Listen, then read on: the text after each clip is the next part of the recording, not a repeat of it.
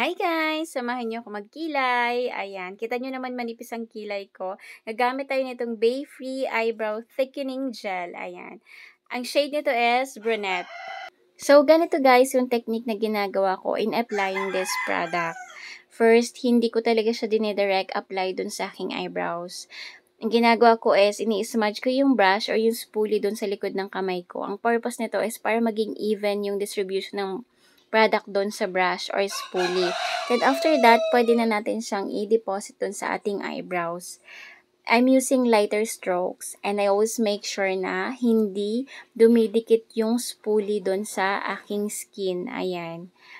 So, pag okay na yung pigment na nilagay natin or na-deposit natin dun sa ating eyebrows, ayan, pwede na natin siyang i-shape. So, susuklayin natin siya same direction sa tubo ng ating hair. Ayan. So, biblend lang natin ng i-blend hanggang sa ma-achieve natin yung look ng eyebrows na gusto natin.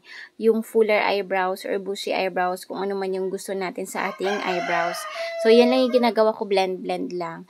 Yung kagandahan dito sa eyebrow gel mascara na to is, it has a hair-like fibers that feels and sculpt our eyebrows. Ayan. So, if you want a fuller looking at magandang kilay, so try mo itong Bay Free Eyebrow Gel Mascara.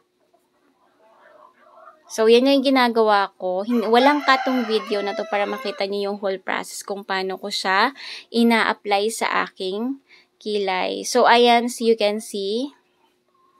Yan. So, okay na sa akin yan. So, tatapusin ko lang yung kabilang kilay. So, ayan na siya guys. Kita nyo naman yung difference. Ayan. So, if you're interested in the product, check nyo lang yung link. Ayan. Kung saan ko siya nabili. Bye! Thank you so much.